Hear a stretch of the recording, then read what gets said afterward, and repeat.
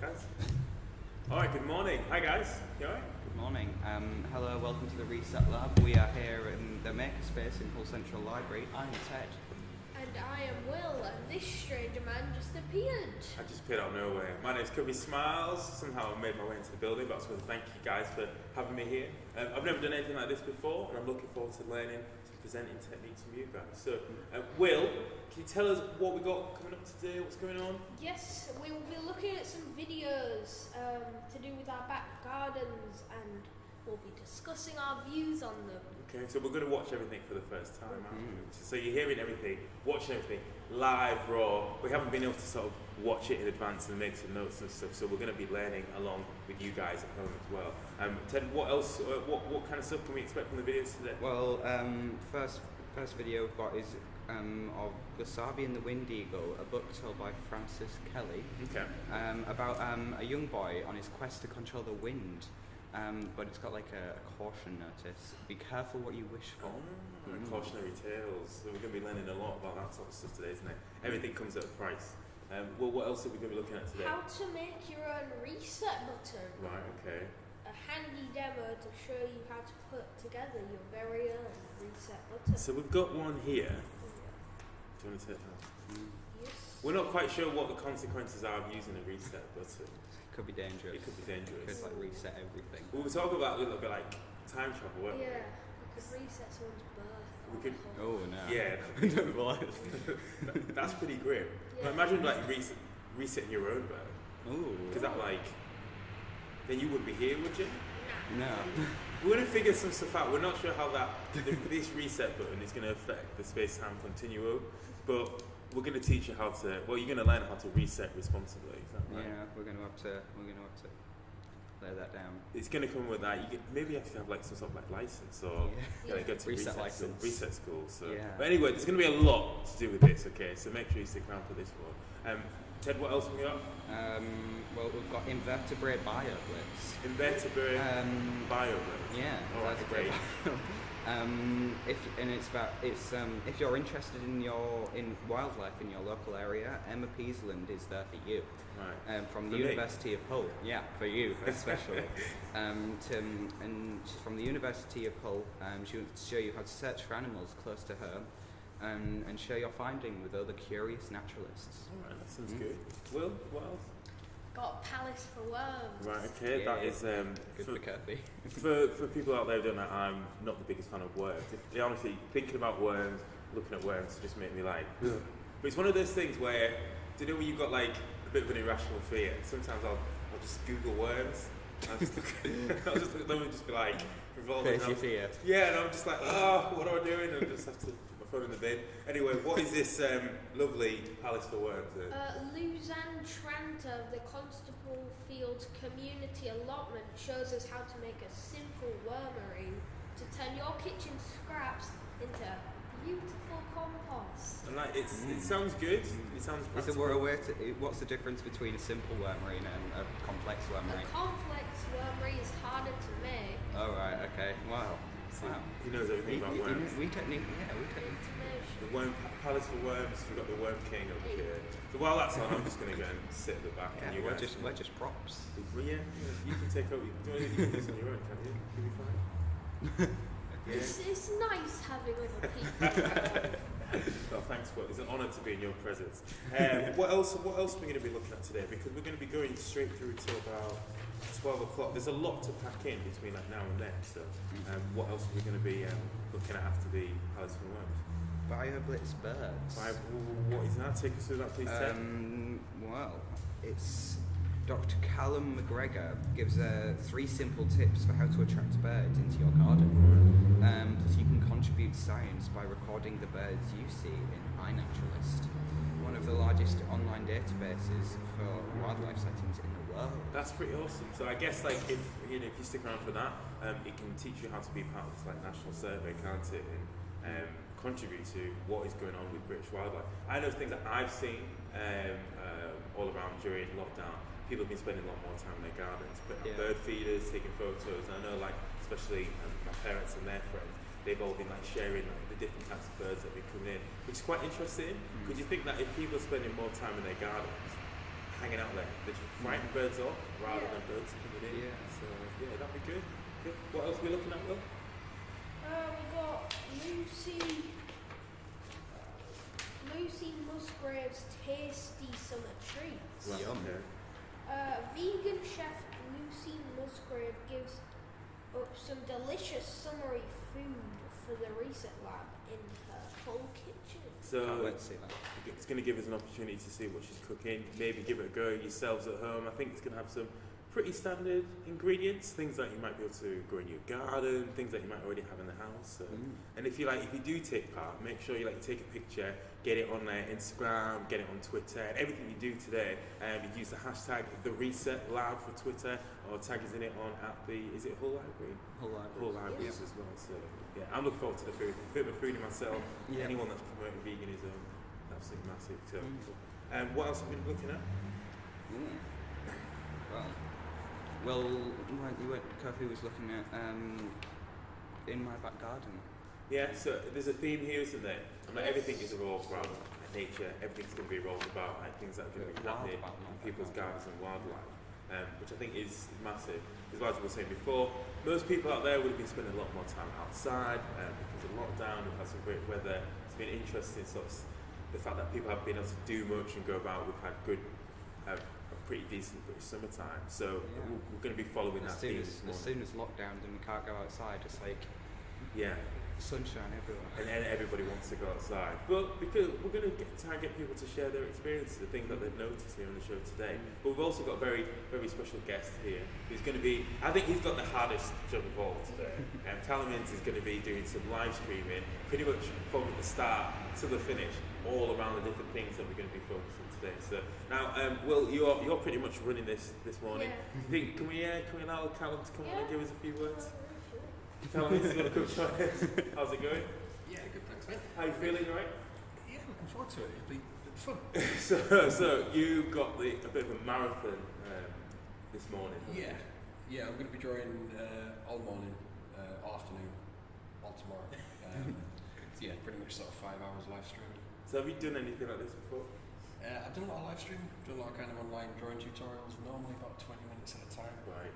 So this is going to be a bit of a marathon. So it's from 20 minutes to 8 hours? It's Yeah, a bit of a stretch. how do you I don't know. I kind of feel like it's just drawing or the pen. Do you have to go to the gym? Work out the fitness and build up the endurance for this sort of thing? See what I feel like in 2 or 3 hours time. Is it like or is it like kind of a flamboyant kind of Big strokes. big strokes? To be honest, I don't really know what I'm going to draw yet. We're going to do a mix. I'm going to do a mix of short drawing tutorials, nice easy stuff, and then work on some bigger stuff at the same time. So we'll flip backwards and forwards. So right the way through both days, you're going to be able to follow all the drawing that I'm doing on my Facebook page. So that's right the way through. Right. And then every now and again with you guys, we're going to switch over to you guys as well, so you can view on both channels. If you want, you can have 2 screens up and do a Truman Show kind of thing. Wow. And see it all over the place. But yeah, starting in about 5 minutes time. So facebook.com/CalvinInnesArt. It's going right the way through. And like I say, you guys I think with you about just after 11. Okay. Switch across. Yeah. That's really good.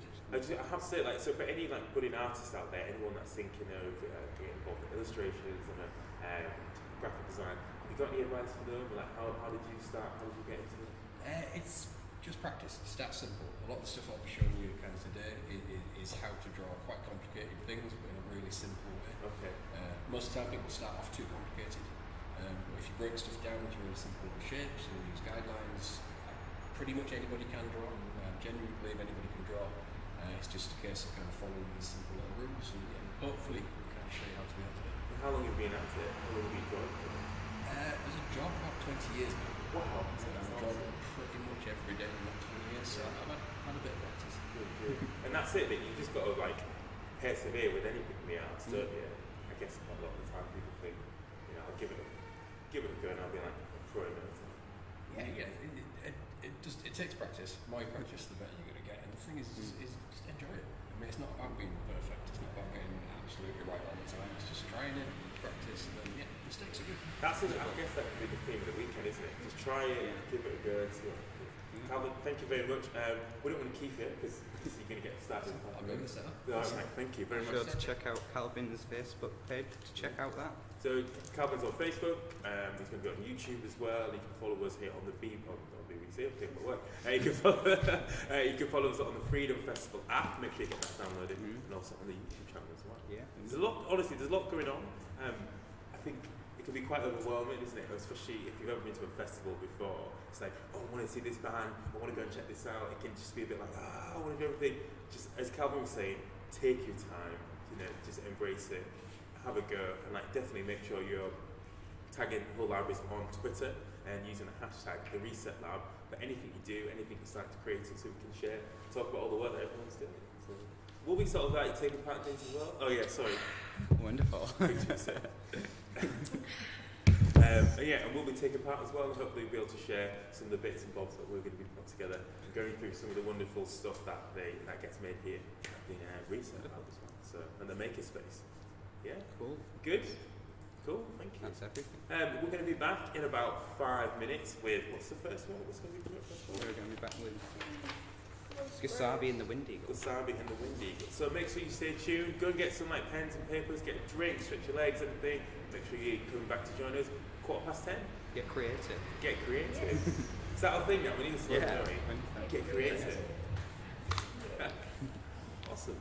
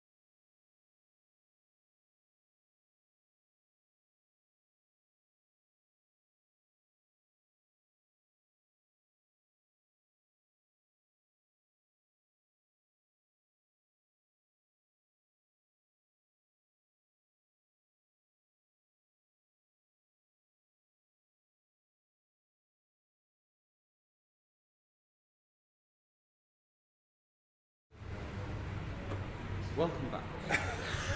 Oh, I see. Sorry. I am Ted.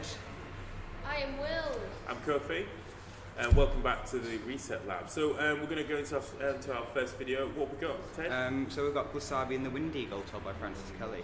Yeah. Shall I?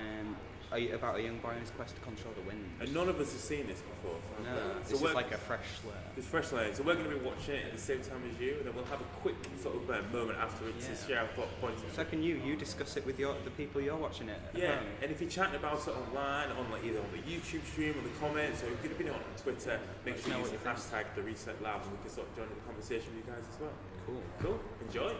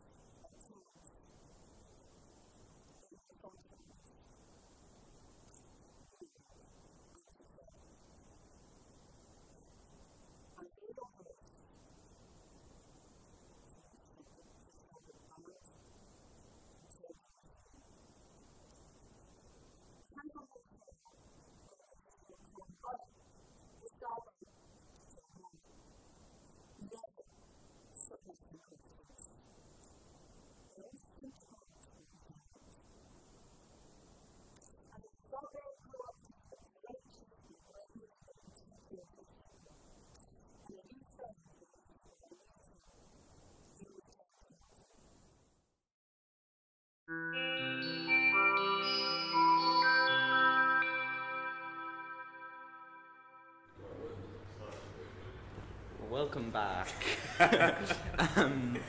So I found that quite good. I'm not sure whether I'm definite that was a quest to control the wind or a quest to stop the wind. However, I thought it was quite good. I liked it. I just didn't like Buscabi. No. I thought the eagle should have eaten him at the end. Yeah. That's what I thought was going to happen. But I mean, he got off easy. Considering he grew to become chief, I was like, he shouldn't stuff any of his people in the ground. Yeah, maybe that's what he's doing as a punishment to keep people in line. But it was good. It was interesting. Will, what did you think? I thought that he was right weird. I did not like it. No. It's weird when you listen to stories or reading stories and like the main character's not likable, but then like do you feel like there's There should be.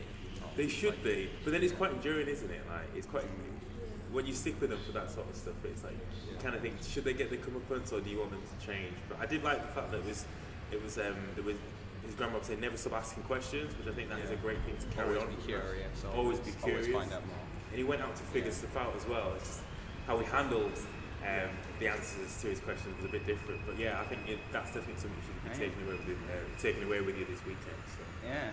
Anyway, so on another. There's another video. So next we have how to make your own reset button. Yes. Yeah. So it's a demo on how to put together your own reset button. One of these. So remember, whatever you do with your reset button, make sure you reset responsibly. No accidents, no going back and changing the time stream. Always reset responsibly. That's the big thing. We can't be held responsible for what you do with your reset button. Isn't that right? Yeah. Cool. Okay. We see it.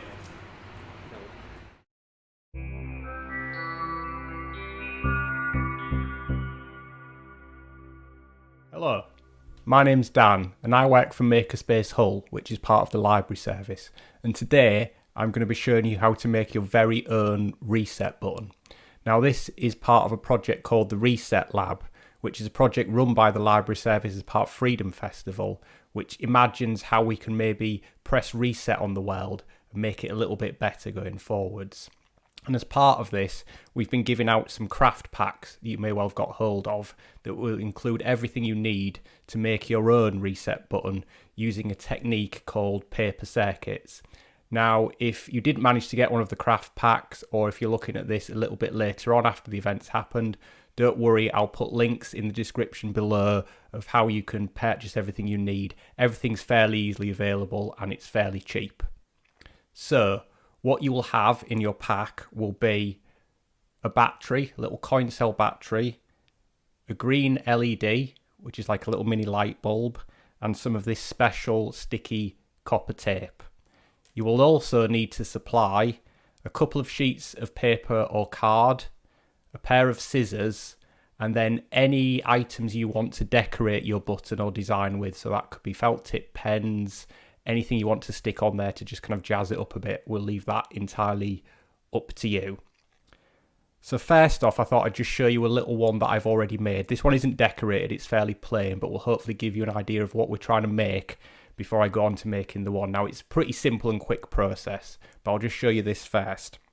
So if I put the battery in here and press down on this little hinge, you should hopefully be able to see the LED lighting up there. So what this is, like I said, it's called a paper circuit, and it actually is a complete electrical circuit just made on a piece of paper. And it's really simple and easy to make. There's no complex wiring, no soldering involved. It's just really simple and easy to do. Basically, if you can use sellotape and a pair of scissors, you can make a paper circuit.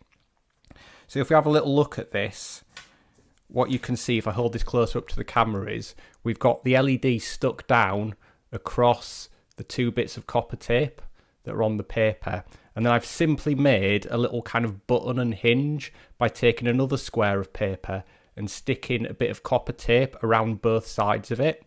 And what this means is when I place the battery on top of one of the tracks of copper and then I press it down, this completes the circuit and makes the LED light up. So it's really that easy, super simple. So before you get started, what you might want to do is think a little bit about how you're going to decorate it. Now, this is entirely optional. If you want to decorate it after you've made the circuit part, that's totally fine.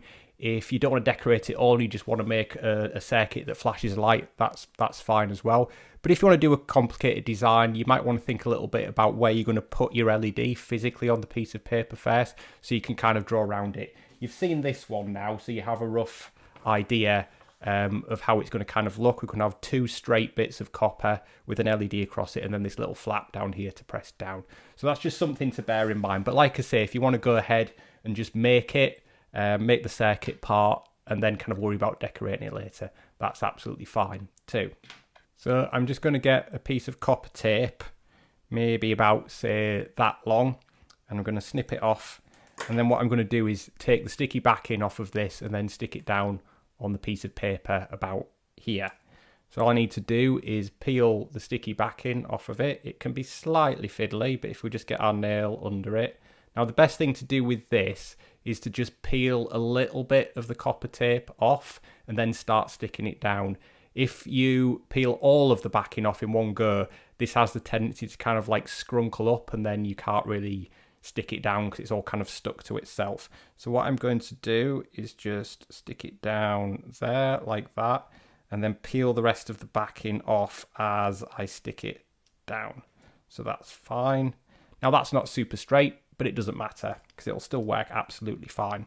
Now what I'm going to do is cut another bit of copper tape off, but I'm going to make this one just slightly longer, maybe say about that much longer than the other bit, because this bit is going to fold around a square of paper that we've cut to make the hinge that you saw before. So all we need now is to get another square of paper, another piece of paper rather, that I can cut a square out of. So I'll do that now. So we're looking at something that's maybe just a couple of centimetres square, not a particularly big bit of paper at all. So now I've got my slightly longer bit of copper tape cut. What I'm going to do is again just peel a little bit of the backing off. Don't peel it all off in one go. There we go, just to get it started. And then I'm going to stick it down around both sides of this little square of paper that I've cut out. So I'm just going to stick it down there like that onto that side of the bit of paper. I'm going to bring it round, make sure it's stuck down on there, and then bring it round. You can see that, so it's stuck down on the other side of the bit of paper as well. So if I just show you that, I've stuck it down on one side there and then passed it round so it's stuck down on the other side, and I've still got a little bit of the sticky backing on it, so it's kind of hanging off the back there.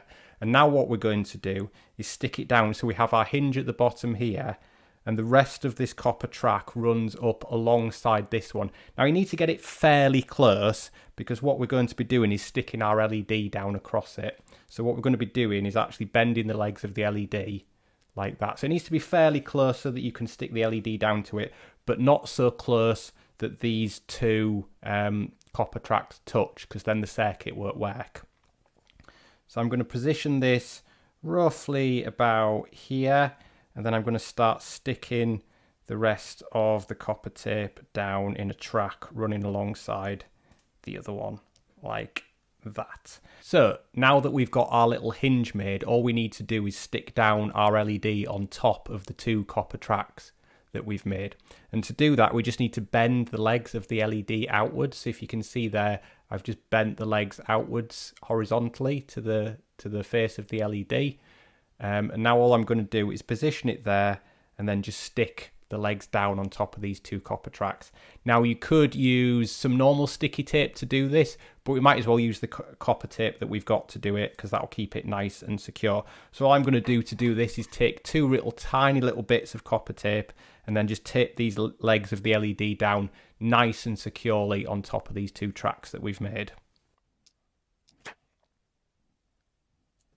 So I'll just tape this first one down. So I'm putting this copper tape over the leg of the LED, which is on top of the first pieces of tape that we cut down, and make sure that's nice and firmly attached there.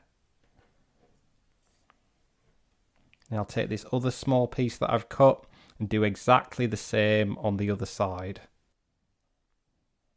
Now these bits are quite small, so it's perfectly fine to just kind of peel these off in one go and then stick them down. It's just when you've got the slightly longer bits that it can become a little bit fiddly. So now that's taped down nice and securely. Hopefully on top of that, we can actually test our circuit. And to do that, all we need to do is take our little battery, and then we're going to position it on top of that first copper track that we put down. And then when we press down on this, hopefully our LED will light. And there we go. Hey presto, magic. We've got our own reset button. Now if you find that your circuit doesn't work the first time around, there's probably a really simple explanation for that.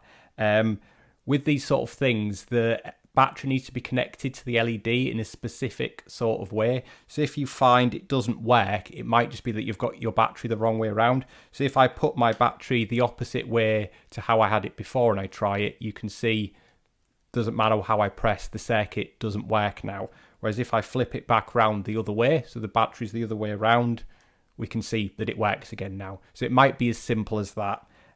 If you find also you're having problems, it could be that perhaps the legs of the LED aren't taped down firmly enough on top of these copper tracks. That can sometimes happen. You just need to make sure you kind of press down on them and you've got a nice firm connection between the legs of the LED and these copper tracks. There's a lot more fun stuff you can do with paper circuits. This is really just a very simple starter thing for you to do. I'll put some other links in the description for some other stuff you could look at to do. You can do much more complicated stuff than this. This is just to kind of get you started and a bit inspired. One thing I would say is try and keep one piece of copper tape for this. Don't try joining several bits together. Then it gets a little bit fiddly and there's a couple of gotchas of how exactly you do that. So if you just use one bit, if you kind of mess it up, just cut another bit of copper tape and start again, rather than trying to join lots of little bits of tape together. It probably won't work as well if you try and do that. And so essentially that's it. That's how you make your own reset button. You can, like I say, you can decorate this however you see fit. You could just kind of cut this out, make it much smaller and make it more like it's an actual button. Have fun and think a little bit about how you might want to reset the world when you press your button.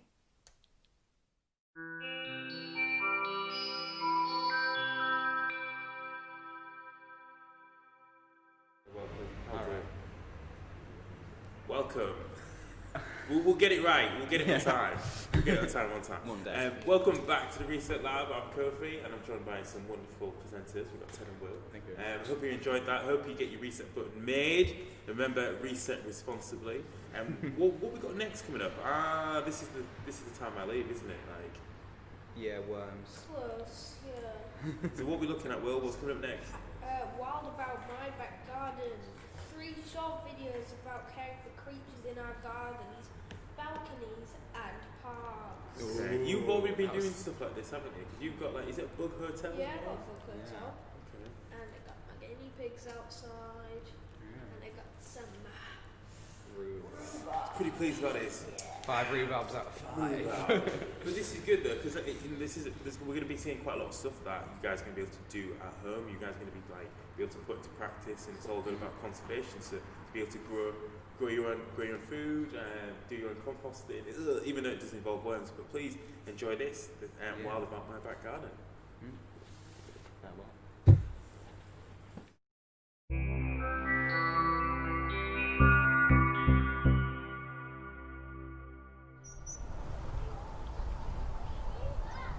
Find yourself a nice tub.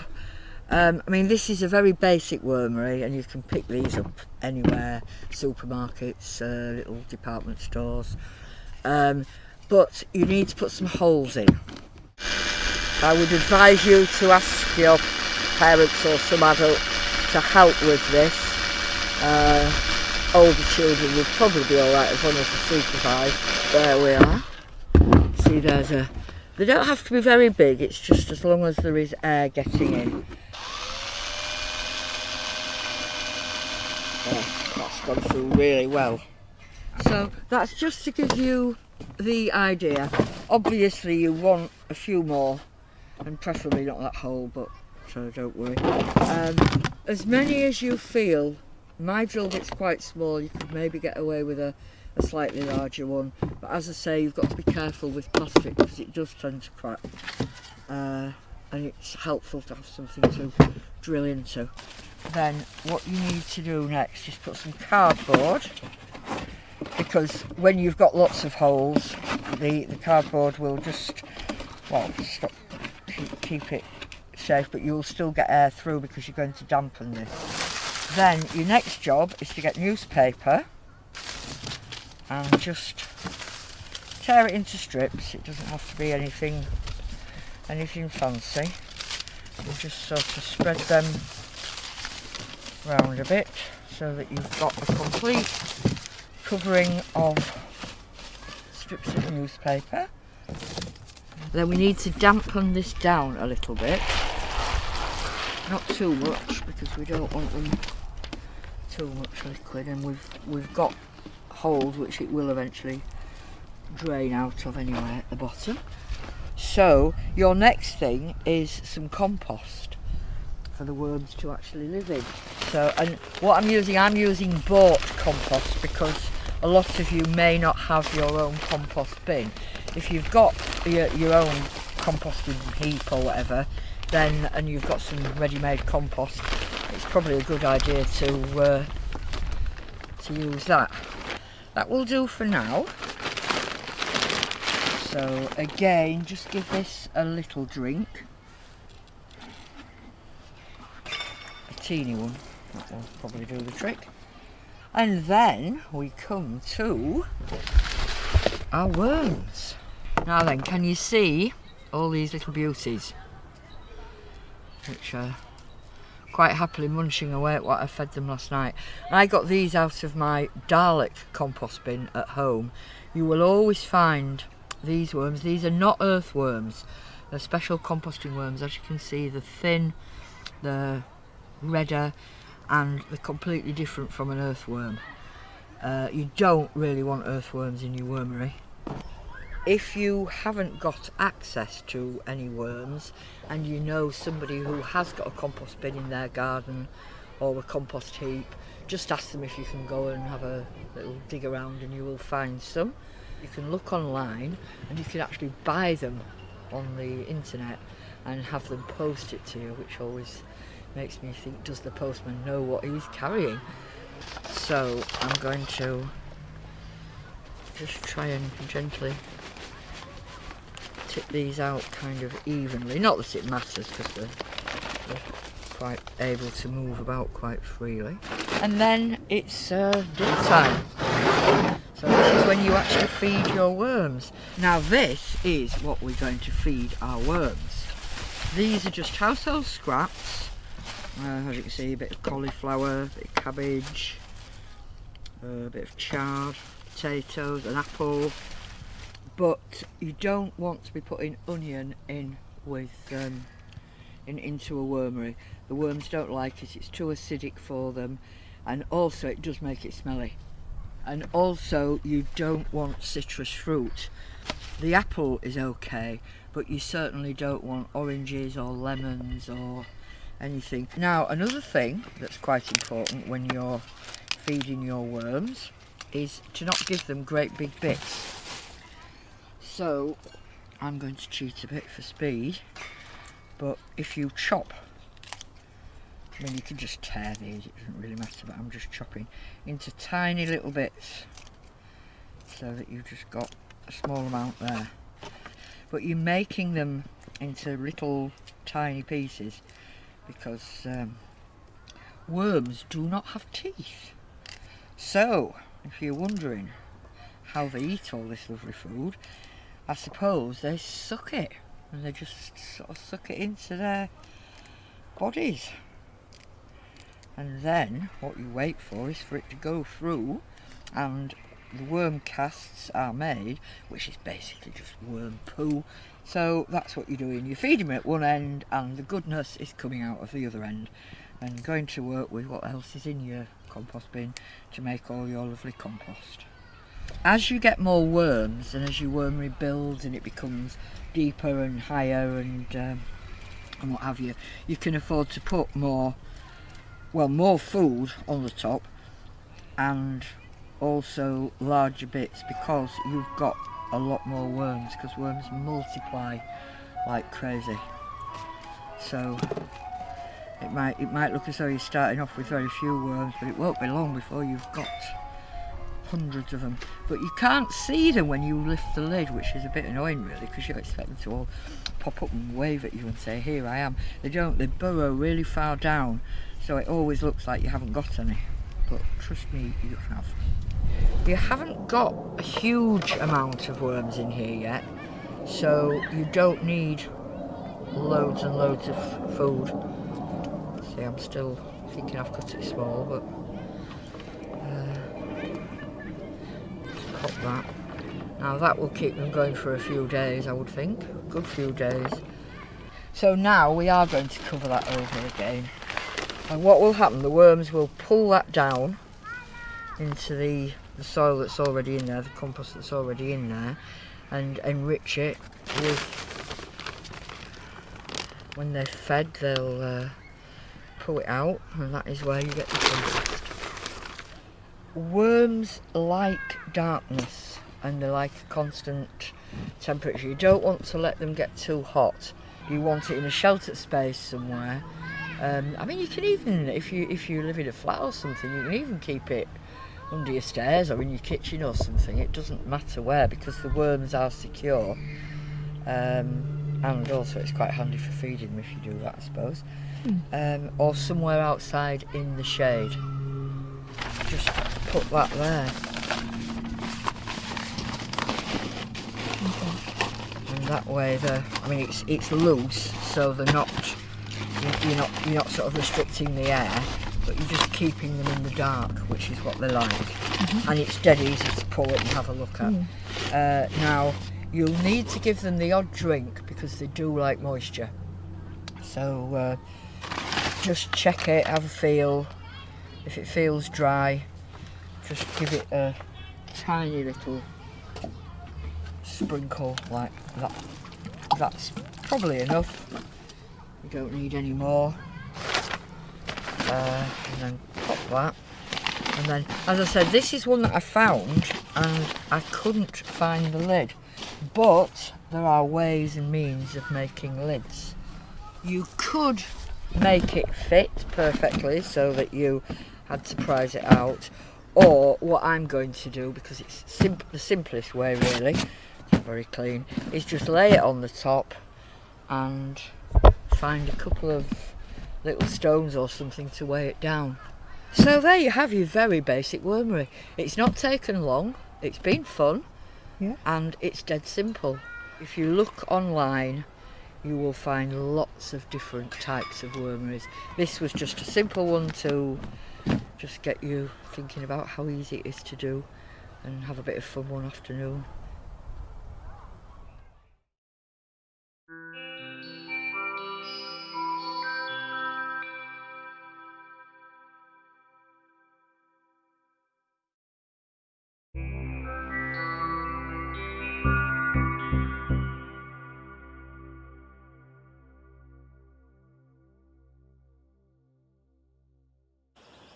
Hello, my name's Emma from the University of Hull. So I'm going to take a short exploration in my local area and see what I can find.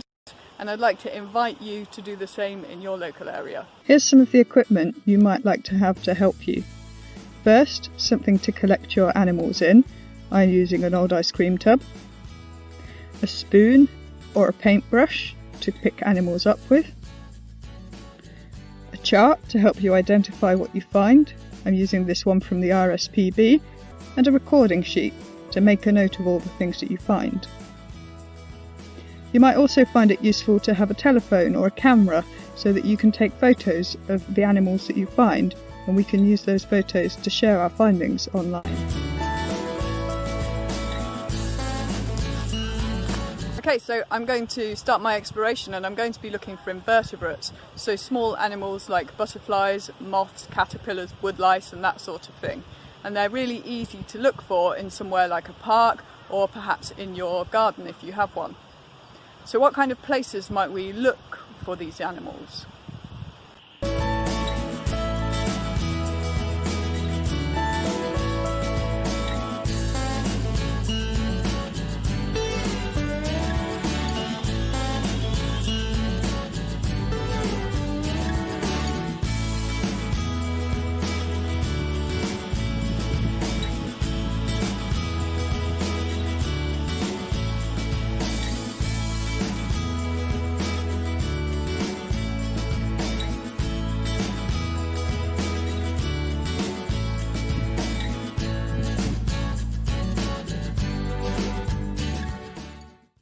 Thank you for joining me looking for invertebrates in my local area. I hope you find lots of animals near you, and please share your findings in our iNaturalist project.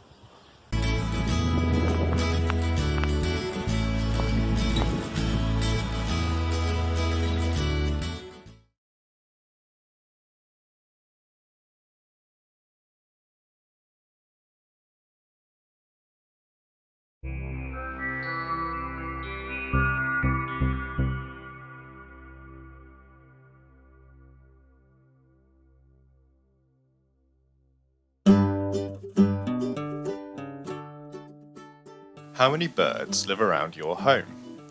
I'm Callum from the University of Hull, and I'm inviting you to join me in counting birds in your garden or local green space, and to submit your sightings to our iNaturalist project, Time BioBlitz.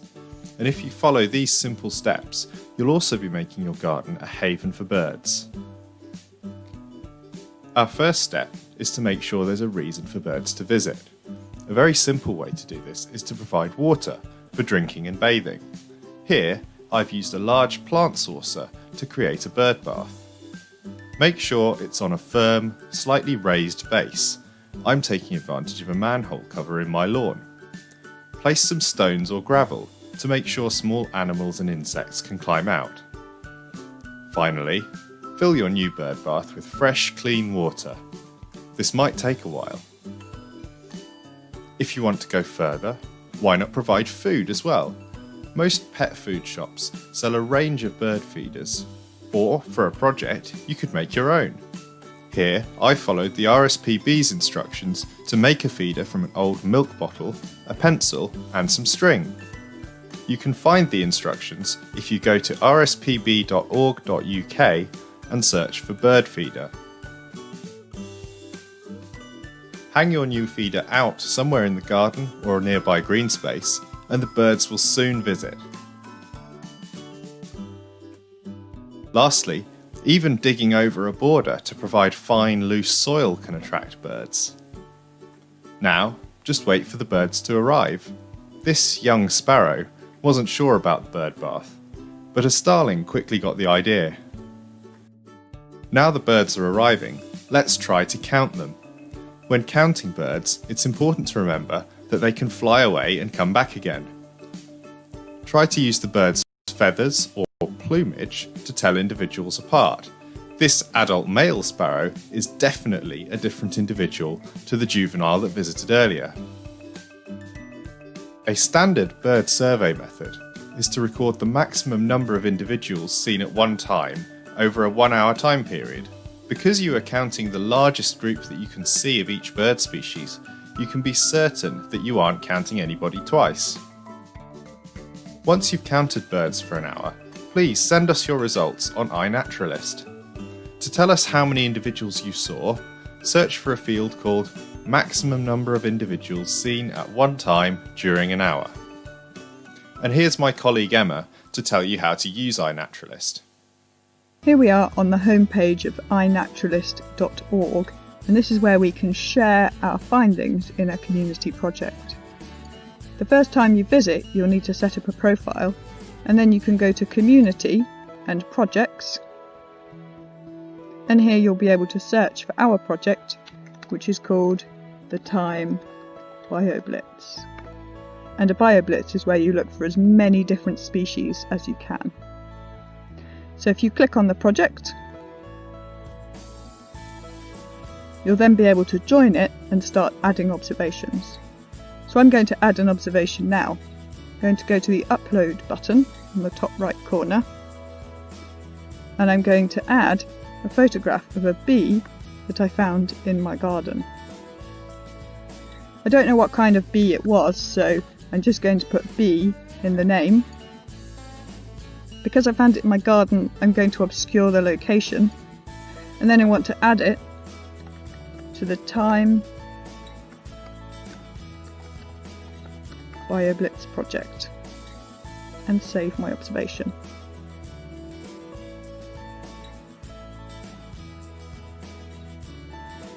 And then I can head to the project and I can see all the different observations that people have been making.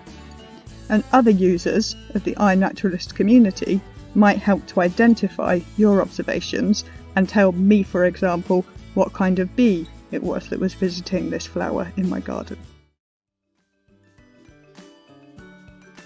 Of course, there's no limit to how many counts you can do. Or if you'd prefer, just sit and enjoy watching your new neighbours. As long as you keep providing water, food, or dust bath opportunities, the birds will keep returning. And you never know who might show up for a drink. Even in my small suburban garden, this hedgehog has been visiting our homemade bird bath every few nights. I hope you enjoy helping your garden birds and wildlife and getting to know them a bit better. Please let us know how you got on by sharing your observations in our iNaturalist project. Guys, welcome back. We get this mask on to the Reset Lab. I hope you enjoyed that. There's some really interesting stuff on there. I managed to sort of stomach watching most of that web stuff, but it's practical. Is there anything on from there that you guys think you'll implement in your back garden? I think I might make a little You think you could do it? Yeah. You can get there and like make the nice little. A little worm. Nice little. I think I should. I think because I know that I have a little bit of food waste. Yeah. That like, I think if it accumulates, it all gathers up. Actually, Banana skin beds. Banana skin beds. Yeah. It's mainly like carrot tops and like the thing that's kale that needs stuff to make things with. But hopefully, you guys out there are going to be putting together your own worm rays, making sure you're putting seed bird feeders together. I know that I think bird seed and bird feeders they were running out all over the country. It's like quite hard to find them all over because people just want to sit in the gardens and find birds in. I think it's a good thing because the birds are sort of getting around more, eating seeds, and obviously the seeds get sort of left and drop in. It spreads and it increases biodiversity. You can see you can make your own bird feeders by just using links for milk cartons. So yeah, anything around you might line on the house, you can put them together. So we'll move from the couches over to see Calvin doing his work, and I must understand it must be quite weird for him because we're all stood here just staring at him watching him draw, and obviously we've got the web link over there, so Calvin's going to be streaming on his YouTube channel as well as drawing. So, how's it going? It's going good, mate. Yeah, it's going alright. We've been drawing monsters and fish and snails and birds and all sorts of cool stuff this morning. Okay. Yeah, it's going good. And right now, I think I'm going to show you guys how to draw worms. Whose idea was that? So this one's specially for you, mate. Right, so what type of worms are we drawing? We're going at Earthworm, Jim style. Do you know what? I used to watch that. I used to think that was class. I had a Mega Drive game. I don't know if anyone played. It's that kind of. I used to love that. I'm the right age group. Well, for that. Yeah.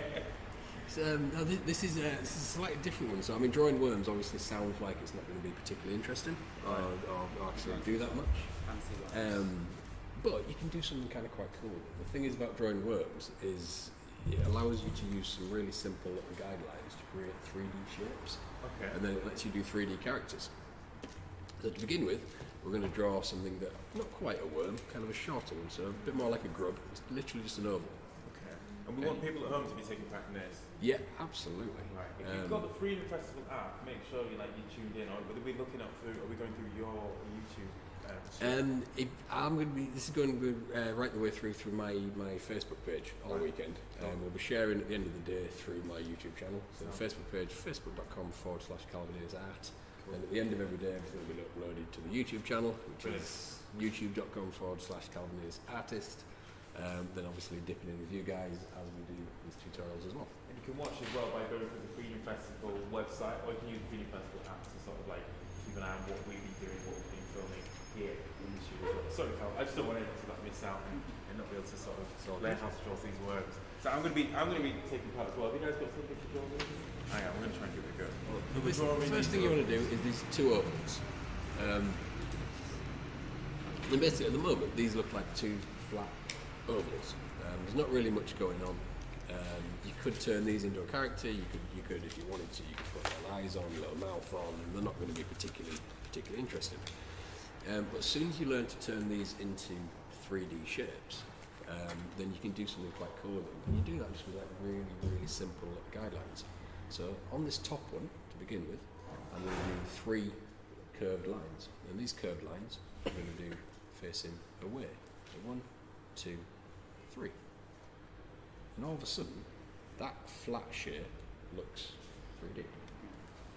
We can do the same on this one, but with the lines facing the opposite direction. Just go 1, 2, 3. And all of a sudden, that one looks 3D, but facing in a completely different direction. So you can use that same idea to draw worms. So if we draw a worm like that, at the moment it's not particularly interesting, there's not really much going on there. But if we add these curved lines to it, we can make this look 3D. So starting from this end, all of the lines facing the same direction, they're all curving away, keep adding them all the way around, and all of a sudden you've got that 3D shape, and it starts to become much more interesting. And you can do the same over here, but this time instead of those lines facing away, let's do them facing downwards.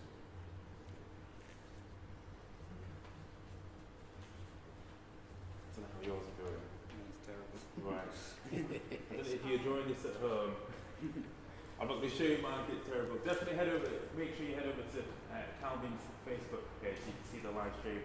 I'm not going to show you mine, not just yet, because mine's too bad. Mine's just offensive to work. We can't show you how to do it, but head over to Calvin's Facebook page to be able to actually see how the professionals do it. So you're not looking at our amateur ones. I'm quite embarrassed to say that I'm giving it a really good go. And it's looking pretty bad. So Calvin, where are we at? Pretty good. Thank you.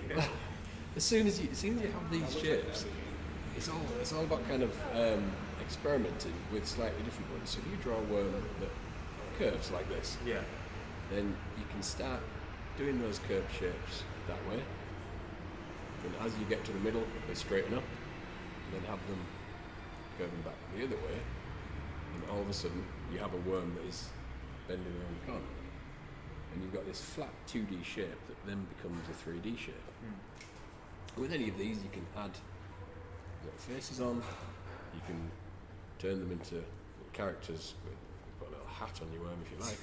It's completely up to you. There you go. But you can start to create these characters that just feel a little bit more interesting than just these completely flat shapes. It's all about getting them there. You see that works, I like that. So, Calvin, with these techniques, how did you learn this? Was it by just going out and observing, just trying to get out, trialing the pretty much books online? I mean, I still am a massive comic book geek. Yeah. I never studied art at the kind of college or university or anything. I'm just self-taught. Yeah. I read a lot of comics, watched a lot of cartoons, and just copied absolutely everything. And then just kept going with it. And the other thing is, I mean, this is kind of the best thing about learning to draw as well, is the reason lots of people don't improve at drawing, they always stay in the same place, is they play it safe. So if you're really, really good at drawing a football and you just draw a football, you're only ever going to get better at drawing a football. Right. If there's something you absolutely hate drawing and you think you can't draw it, then try drawing. That should be the stuff you're practicing. So for years I couldn't draw horses. I had no idea how to draw horses. Absolutely hated it. So I spent months and months just drawing horses to learn how to do it. It's the only way you improve is just practice. One thing I always hear from people is that hands and feet. I always think that's quite awkward. I don't know if it's because of the angles or because there's so many sort of intricate parts. Well, I can show you, hands and feet can be very, very quickly. Sort of 3 little tips for drawing really good hands every time. So when most people go wrong is to try and fit all of this detail from the hand into a really small space. Okay. So you use guidelines to help you draw the hand. What you don't want to do is draw a guideline for the whole hand, because then you're still trying to squeeze all of this stuff into a tiny little space. If you draw a guideline for the palm of your hand, so the palm of your hand is square, okay? And then you remember just a couple of little rules. So first of all, you don't have 5 fingers. You've got 4 fingers and a thumb. Yeah. Your thumb is totally different to your fingers. Your thumb comes out of this sort of ball at the bottom of your hand. It's this little dumpy thing. And your fingers are these long spindly things that come out the top of your hand. So once you've got your palm on there, you can draw a little guideline circle there. And that's this bit where your thumb grows out. And as long as you remember, short little dumpy thing, long spindly things, okay? And your fingers don't come out the side of your hand, they come out of the top. So that line there is your fingers. So you can do 1, 2, 3, 4, and they're nowhere near perfect, but they're coming out of the right part of the hand. Your short little dumpy thumb comes out of that lump at the back. And then you've got a hand that is pretty much the right size and the right shape. And that's the starting point for learning how to draw hands.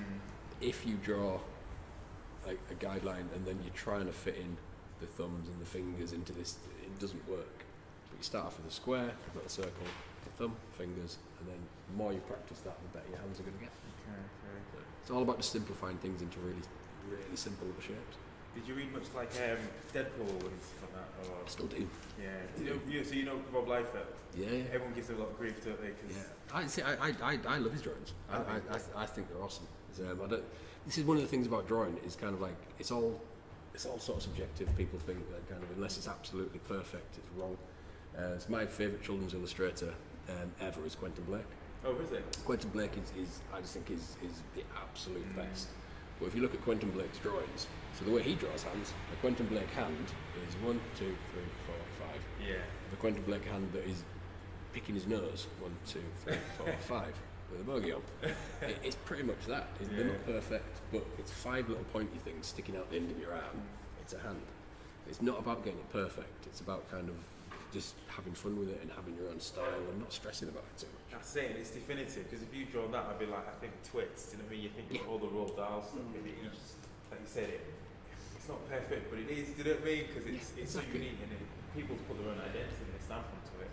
A lot of people don't realise that, innit? I guess when you get involved in creative stuff and the arts, it's like, you have good taste, you know, you're watching stuff, you're reading stuff, you see stuff that's good, and you want your work to be like that, and when it's not like that, it's like, you can feel a bit disheartened, but that's the thing. I mean, a lot of the stuff that I do. So I travel all over the country and teach people how to draw and talk about creativity and art and all that kind of stuff.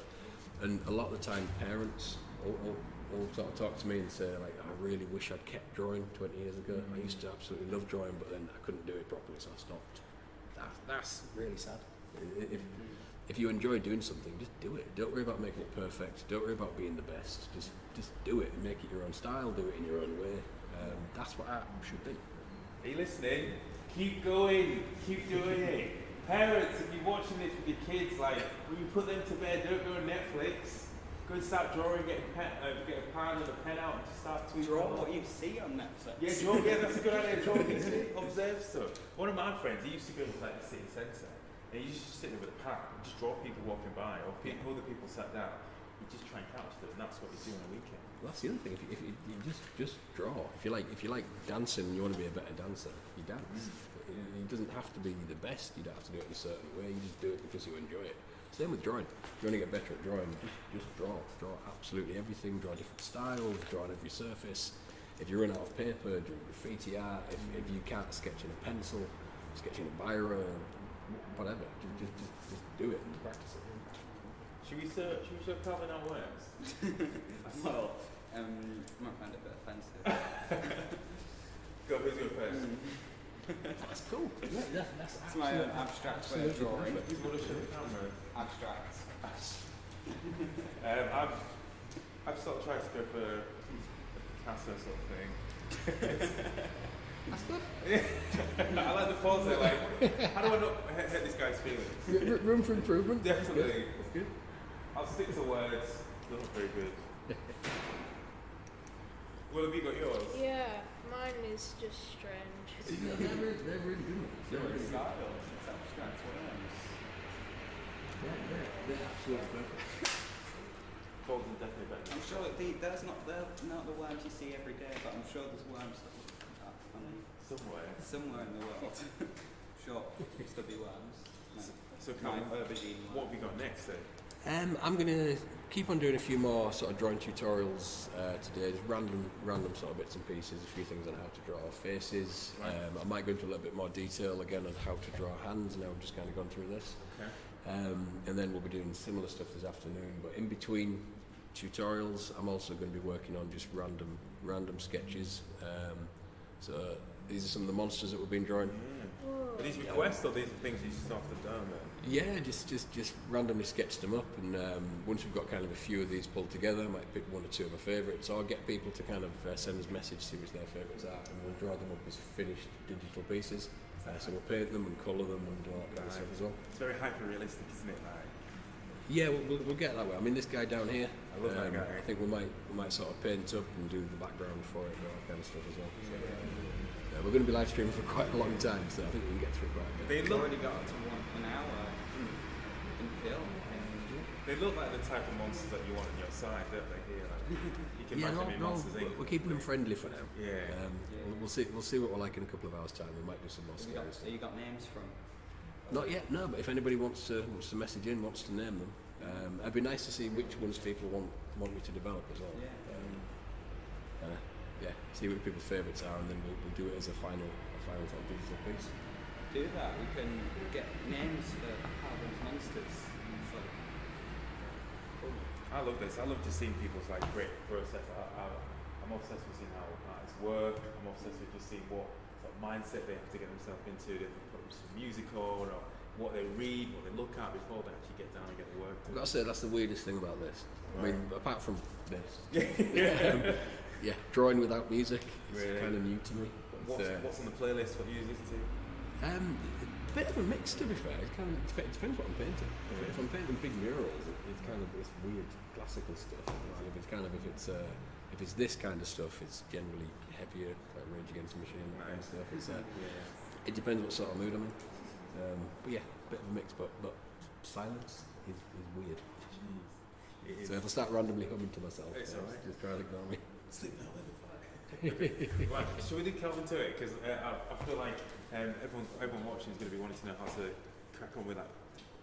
Knowing how to draw these monsters, draw the hands, maybe draw some worms. So, guys, this has been awesome. We'll check in a bit later, shall we? Cool. Cheers, guys. No, brilliant, thank you.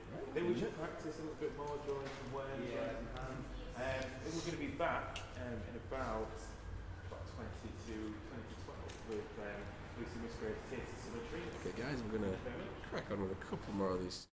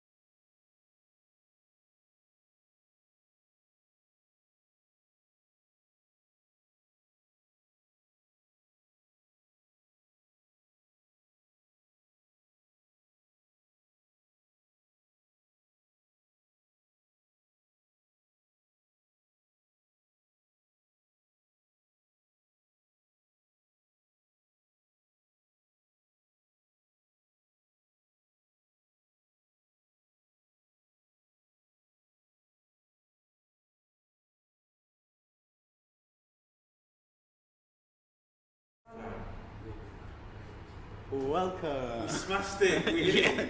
We hit it. Guys, welcome back to the Reset Lab. I'm Kofi. I am Will. You had to think about that. Yes. And I am Ted. You had to think about that. No, I didn't. Yes, you did. I? Right, okay, we've been, I don't know how you guys have been doing. If you've been following Calvin into art, make sure you're keeping an eye on his Facebook page because that's where you can see all the live drawings. Now, it's going strong. He showed us some of the works that he's been doing and they're pretty good. I don't know if you can see them. I'm kind of strangely proud of my Mine works. is not. Works, if you can call it that. Yeah. As I said earlier, I think yours mine's feels offensive pretty good. to And we gave the hands a go. Mine looked like a robot hand. But anyway, we're going to be checking in with Calvin a little bit later. the theme of this afternoon. Just Pardon? robot hand. Robot hands. There's crazy ideas this afternoon, but we'll get to that a bit later. At the moment, we're going to be looking at vegan cooking. Now, I believe you guys are friends with this local celebrity chef. Who is it? Lucy Musgrave. Okay. And so what do you think about vegan food, vegan cooking? I mean, I've been to a lot of vegan restaurants before, and I do like it. No It's preference. I do like egg and chips too much. Egg and chips too much. to pass. It's not too bad. What were you saying about vegan food? I like it. You know, I like The it. vegetables. Yes. But you grow a lot in your garden anyways. Do you guys cook at home? Yeah. What's your favourite Not very dish? often. What's your favourite dish to cook? Do you have a I favourite? like making crumbles and millionaire shortbread. Okay, that's good. Oh, Yeah. I'll be coming round to your place. I like that sort of stuff. Yeah. I've only just discovered millionaire shortbread as well. Right, okay, so we're going to get into this. So this is Lucy Musgraves, this is vegan cooking. Enjoy it, make sure you give it a go yourselves. Take pictures, hashtag the Reset Lab and tag in whole libraries.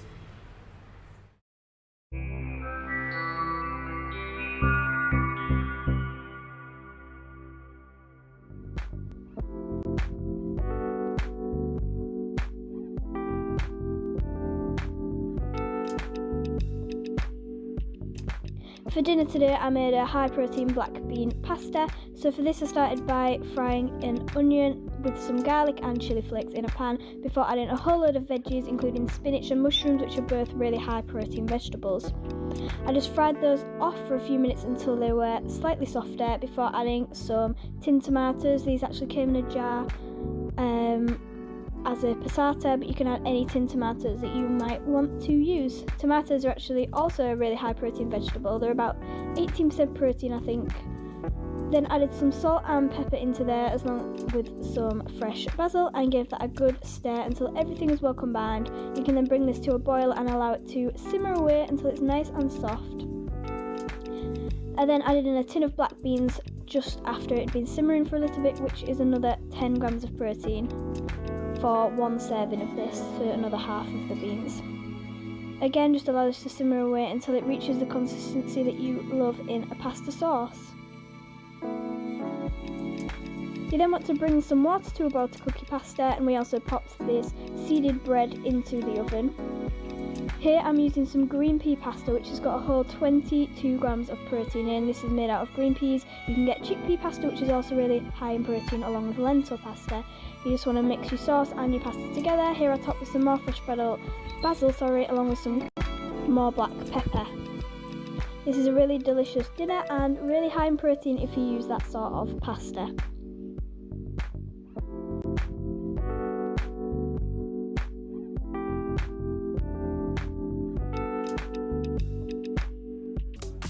For the final recipe today, we're going to be making a delicious plant-based crumble.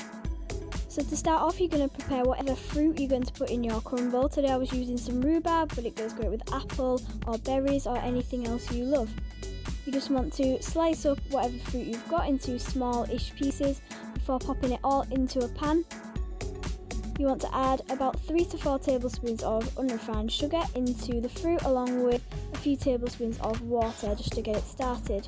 Allow that to cook until nice and While your filling is cooking, you want to start making your topping.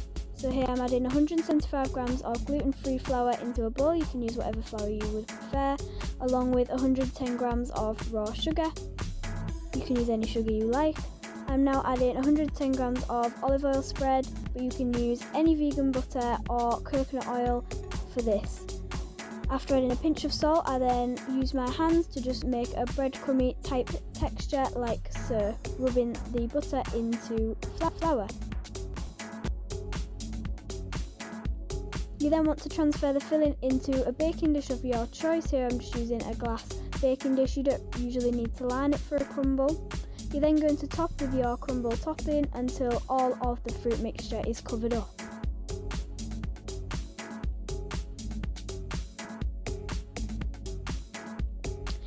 Once everything is covered up, it should look something like this, and you can pop it into the oven on about 180 degrees Celsius to cook for about 25 minutes.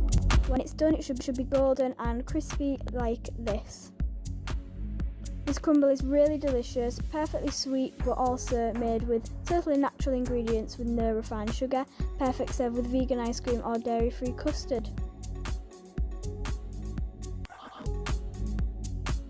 Thank you so much for watching this video today. I really hope you enjoyed it and got some ideas and gained some knowledge of plant-based vegan diet. Please remember to like and subscribe to my channel, and also go and follow my Instagram at puredelicious_ for tons more delicious plant-based recipes. Again, thank you so much for being here, and I will see you in the next video.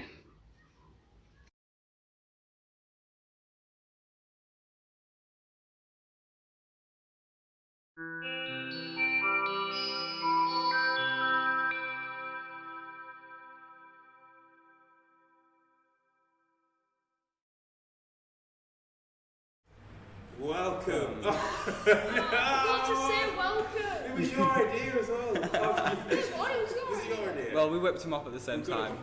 Anyways, welcome back to the Yes, it was my idea. I'm Kofi. I'm Will.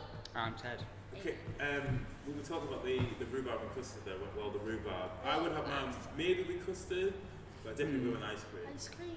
Yeah, I mean, I've never, like, I've always had a bit of a, like, bit sensitive to ice cream. It's a bit. So you stick with custard? Yeah, I stick with custard. Yeah, I used to have a habit of biting into my ice cream and then just like. Honestly, I don't trust anyone that has like a dessert on its own. If you just have a flapjack on its own, it's just weird, isn't it? It's straight. That's a lesson out there, guys. You never trust a person that has the dessert on their own. Having mash just on a plate. Just mash on the dessert. I remember at a buffet, I thought like the gravy's really nice, the mash is really nice, so I got a bowl of mash and gravy. Separate. No, just mash and gravy. That's a rogue activity. It was good though, wasn't it? Like the fact that you can make all this wonderful stuff without having to use animal products, and I think a lot of people get a little bit more aware of what you can do with cooking. So you should definitely thank your mate Lucy when you go back to school. But look, we've been broadcast all over the internet doing some wonderful vegan cooking. So we're going to be seen by millions of people. About millions. Millions. Makes me remember The Rock there. So we're going to be looking at Makerspace Crafts. Yes. Some of the items, some of the things that you can make here in the wonderful Makerspace above Hall Library. Now, we're surrounded by all sorts of items. We've got the bleach t-shirts. This is one of my favourites, the tie-dye. And doesn't fit me now, but give me 6 months. And then also we've got these wonderful 3D printed octopi. I feel a bit left out, yeah. I don't have one of the octopi. You can have like dual octopi for a minute. I don't want to take a book. Oh, So these were, you might not be able to see them. And this thing. We'll bring it a bit closer, but these were printed on one of the 3D printers here, and I've been told that they came out just like that. You'd have to leave you just have to break it in, and then it just like. And you guys are. It's not bad. Oh, she'll get the thing. And you guys are really into this sort of stuff, aren't you? Like, oh, you. So is that okay? So this is what you. Made out of this. You want to hold it up to the camera so people can see?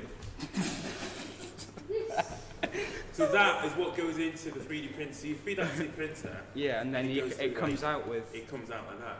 And apparently it's biodegradable. It's vegan. It's all good for the environment.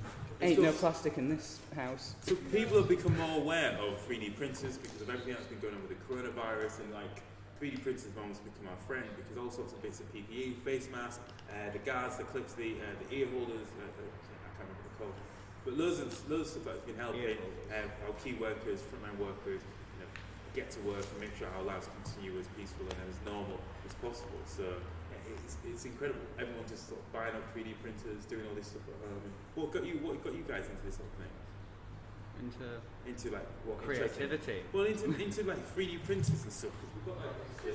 Well, the first time I came here, it's the first thing I looked at. Was it? And I was like, cool. Yeah. And I made like a little keyring the first time I came here. It was like a little skull keyring. Right. And yeah, it was. And you've been printing off, is it race car as well? Yeah, I printed off in, I think in the 1960s there was like a 6-wheeled Formula 1 car. Nice. And I tried to make one of those. So, and I'm expecting to receive that today. Oh, so we'll see it today? Hopefully, yeah. Right, stay tuned. We'll get to see what Ted's car looks like. So Will, what got you into like 3D printing and gadgets and all this sort of stuff? No, I just find it really interesting how you can make something like that with this weird. It's mad, isn't it? Yeah. It's so mad. If you've ever seen a 3D printer, You can make work, anything it's with like, it nowadays. Yeah. Other than food. Well, That's the there's future. edible. For No, now, you know I've what? seen edible. Yeah, like they're making it. they're making edible Really? kind of things. It would taste like what you're making. Yeah. But then you can eat That's the it. future. You could have an aubergine that tastes like plastic. That'll fit in with our crazy ideas thing. That's going to be the theme of the Or you afternoon. could, Crazy or ideas. we could find out if McDonald's actually do 3D print their food because it's plastic. Because there's no nutrients in it. But honestly, over the course of the weekend, you're going to be seeing some of the stuff that you can do here in the maker space. Things like laser cutting. We've got on this. I'm not sure if I can move it here. This sign on here, and obviously we've got the pop-up cards as well that you're going to be showing you how to make later on. We've got, and I thought they were actually real cactuses when I first saw them, but they're actually sort of rock painting. So we're going to be going over how all this sort of stuff works later on in the afternoon. But I think the 3D print is really 3D printed head thing. the headsets. Really I love how you're modelling that like a little tiara. Anyways, let's see this. These are some of the Makerspace crafts that you can do here at the Makerspace Centre.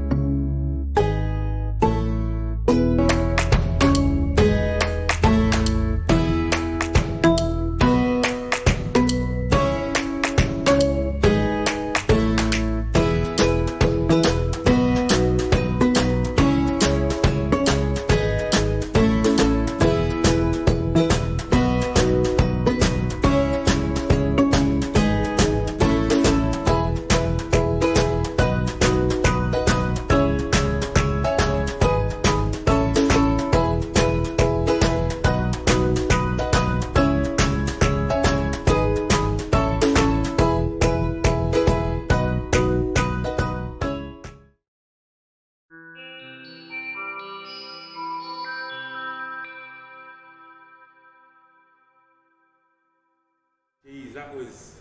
I'm going to mask it. That was quite horrific. Welcome. When it said it was like a proper food chain, I didn't expect we'd see like a little bird get. The t-shirt. T-shirt We've was got good. them there. We've got it there. Beth and Maiden is over here, but she doesn't want to come. But she's very shy. But like, we give Beth a round of applause for it. Can I give the whole Makerspace team a round of applause? So yeah, if you are making your own, tag us on Twitter, take a photo, put it on Instagram as well. Hashtag the Reset Lab, so we can have a look at it. So Eat the octopus. I'm not eating. No, I'm getting like hedgehog can eat an octopus. Hedgehogs. That's I don't think those two their main creatures would ever, diet, like, isn't it? Would ever come in contact Hedgehogs with eat each other. octopuses. Hedgehogs they eat worms as well. I was going to say, are they heavy? Yeah. Yeah, hedgehogs are like. Eat worms. Like, Interesting. Curl up, anyways, eat worms, right. repeat. If you are cracking on and making all these sorts of food, right, as I said before, share it with us. Take a photo, get it uploaded. I'm going to give one of these a go. I'm not very good at arts and crafts. I've never been very good at like doing this sort of You're thing. not alone. As you can see from my Worms. I hope you've enjoyed it this morning. I've been it's been really good. These guys, we've had a good fun so far, haven't we? You guys been enjoying it? So we'll be back. Will's just like, should get it. Getting his Shall we? water down. Yes. Right, okay. So we'll be back at about 3 3 o'clock. o'clock. Keep it right here with us. Keep an eye Sweet. on Calvin. I think is he going to get a rest as well? Is he going to get a lunch break?